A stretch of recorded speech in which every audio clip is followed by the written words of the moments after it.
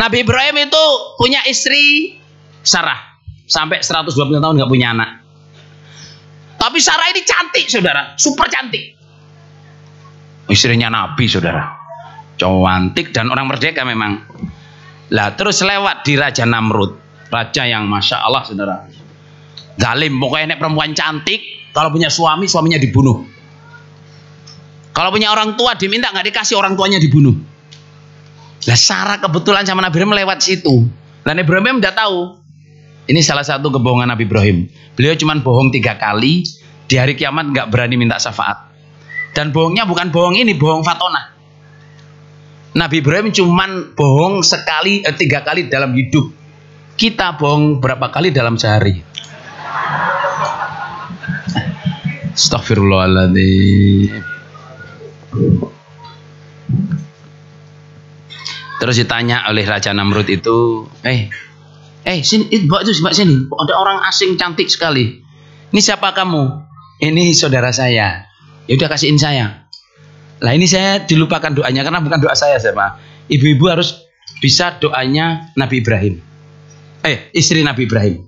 Jadi waktu Sarah diminta oleh Raja Namrud itu, raja yang suka maksa mintain perempuan itu, dia berdoa, Allahumma in kunta ta'lamu anni ahfadu farji illa ala zauji fala tusallit alayyal kafir. Ya Allah, itu saya ingatnya gitu, tapi pastinya nanti saya melihat doanya Sarah ketika menghadapi Raja Namrud. Ya Allah, kalau engkau tahu saya ini menjaga farji saya, kemaluan saya, kecuali untuk suami saya, maka jangan kau beri kuasa orang kafir ini untuk menyetubuhi saya. Itu doanya supaya sampean nggak diperkosa atau dirogol orang atau dipaksa orang.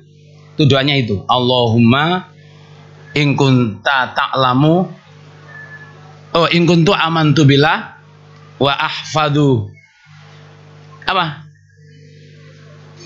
Wis pokoke ngono nggih. Saya sing apal-apal niku. Soale kula mboten tiyang wedok, dadi mboten ngapal. Saya hafal sebenarnya, pengennya saya udah ngapalin itu, berkali-kali ngapalin, tapi karena gak takut diperkosa jadi ya. Astagfirullah. Jadi Sarah itu doa itu setiap orang kafir itu mau deketin, mau kan dia punya gilir kan, istrinya kan bukan istrinya, rampasannya kan banyak, punya rampasan baru, dia tuh mau nyetubuhin si Sarah itu, tapi setiap mau ke situ langsung step apa, badannya tuh kejang-kejang gitu. Terus kalau wah nggak pengen ke situ, sembuh. Dicoba sampai 3 kali, saudara. Terus Ibrahim dipanggil, Ibrahim, saudara perempuanmu kayaknya setan deh. Ya begitu. Saudara perempuanmu kayaknya setan deh. Loh kenapa? Setiap saya mau mendekat tuh saya pasti kejang. Sudahlah kamu bawa pergi aja daripada saya mati kejang-kejang gitu. Tapi untuk kebaikanmu, kamu saya saudaramu saya kasih pembantu. Wong bekas istri raja. Istri raja itu kan berarti permaisuri, saudara.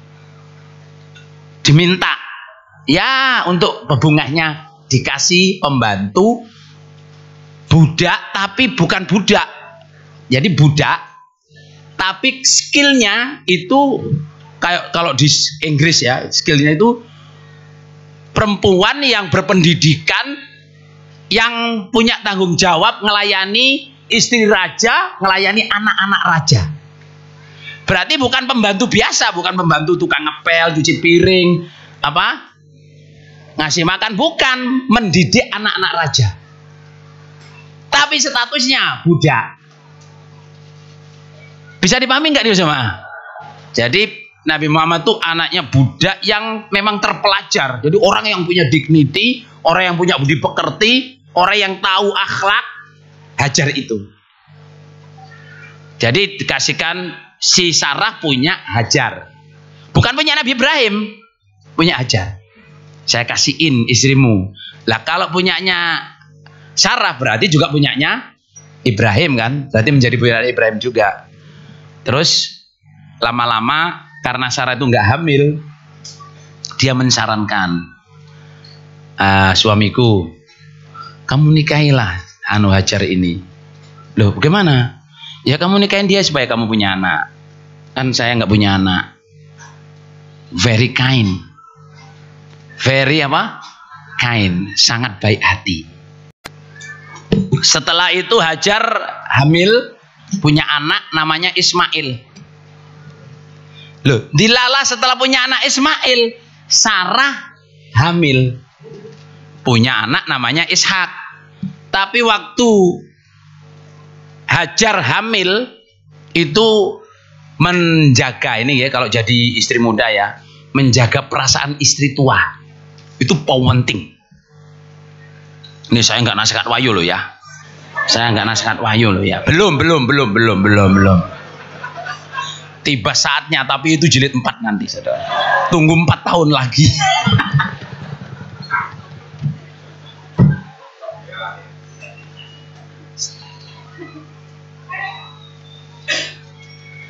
Hajar itu waktu hamil itu ambil ikat centing itu loh, stagen.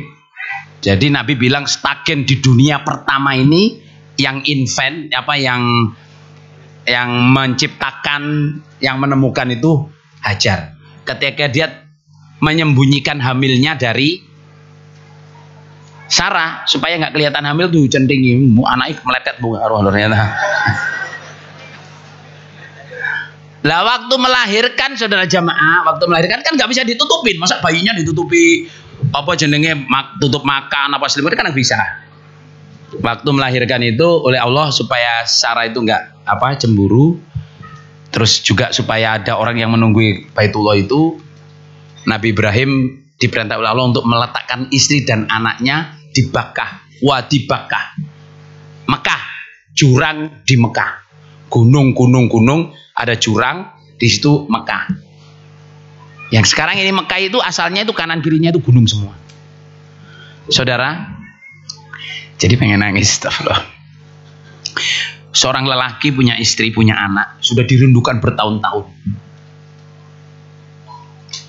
Habis itu diperintah Allah, istrinya suruh menaruh di Wadi Bakkah. Gak ada air, gak ada tumbuhan, gak ada apa-apa sama sekali. Anaknya masih dari merah, hanya ada air dan kurma sedikit. Dan itu negeri asing. Terus Nabi Ibrahim waktu meletakkan itu, dia sebenarnya sudah pengen nangis, tapi laki-laki malu kalau nangis dilihat apa istrinya. Dia taruh, Nduk, kamu di sini, gitu. Ini tempat kamu. Terus dia pergi. Si Ibrahim itu pergi. Pergi itu dikejar oleh Hajar itu, ya Ibrahim, wahai suamiku Ibrahim, ya Ibrahim, kemana kamu pergi? Kamu tinggalkan saya di tempat ini. Nabi Ibrahim itu nggak noleh sama sekali karena takut, hatinya itu terpengaruh dan takut brol. Dikejar itu masih apa? Sampai akhirnya si Hajar, harus ditiru ibu-ibu ya. Sampai akhirnya Hajar itu tanya, Allahu amaraka bihadza. Wahai Ibrahim, apakah Allah yang memerintahkan kamu? Yang dikerjakan laki-laki itu, Nabi Ibrahim, dia tidak noleh. Dia tidak noleh. Nabi Ibrahim berhenti dan mantuk. Dia tidak mengeluarkan suara. Kalau mengeluarkan suara langsung nangis. Hajar, apakah Allah yang memerintahkan kamu? Nabi Ibrahim berhenti terus mantuk. Ya sudah, kalau Allah yang merintah kamu, saya yakin Allah akan mencukupi saya. Balik dia, lihat anaknya. Nabi Ibrahim jalan sampai di balik gunung Bakkah itu. Nabi Ibrahim baru menghadap ke Ka'bah. Dia tahu di situ ada Ka'bah, menghadap Ka'bah. Rabbini askantu min dzurriyyati biwatin ghairi dzi zar'in inda baitikal muharram. Nangis mengguguk. Ya Allah, saya letakkan istri dan anak saya di situ. Ya Allah, jadikanlah hatinya manusia datang ke situ, tertarik ke situ. Satu doa panjang, doanya panjang saudara jamaah di surat Ibrahim. Itu. Nah, Hajar jamaah memang nyata. Memang nyata. Hajar itu istri solihat yang pasrah kepada Allah. Tahu suaminya tugas diperintah Allah, dia diam. Anaknya sejamaah disusuin, susunya habis. Minum, airnya habis, susunya akhirnya habis. Sampai anaknya itu bayi yang sudah capek nangis, kehausan sampai lemes, mau mati. Nah, sebagai ibu yang panik lihat anaknya seperti itu, dia naik gunung, sofa, Lihat barangkali ada orang. Naik Gunung Marwah barangkali ada orang. Sampai 7 kali. Terus tahu-tahu ada suara-suara.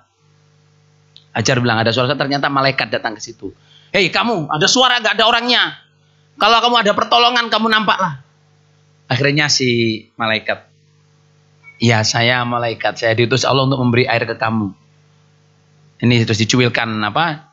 Sayapnya itu nyuil di tanah itu keluar air. Waktu itu belum ada namanya. Terus sama ini bukan bahasa Arab. Sama Hajar itu dikumpulkan zamma. Kumpulah. Jadi airnya kata Nabi itu mestinya airnya muncrat. Tapi baru muncul terus digini-giniin terus di situ karena saking hausnya digini. Akhirnya berhentinya ya di situ. Dari berhenti itu karena tangannya si Hajar itu. Istri solihat, hikmahnya saudara jamaah, istri solihat pasti ditolong Allah dan diingat Allah sampai hari ini. Jutaan manusia, miliaran manusia diperintah Allah mengikuti jejaknya istri solihat itu. Disuruh sa'i Safa Marwah, disuruh minum air Zam-Zam. Itu mengingat istri solihat. Makanya sejamaah kalau istrinya sudah solihat, sejamaah syukurlah menjadi istri. Dan ibu-ibu usaha menjadi istri yang solihat.